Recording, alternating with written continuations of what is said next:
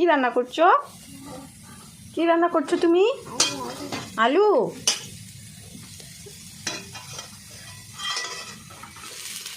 ধরবে না, গরম কিন্তু।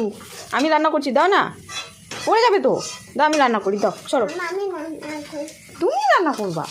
আমি রান্না করি, সরো, তোমার সরো, সরো না। দাও, আমাকে দাও, সরো।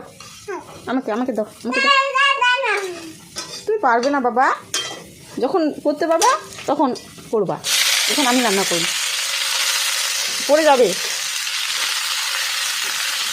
হ্যাঁ হ্যাঁ, এ রাম।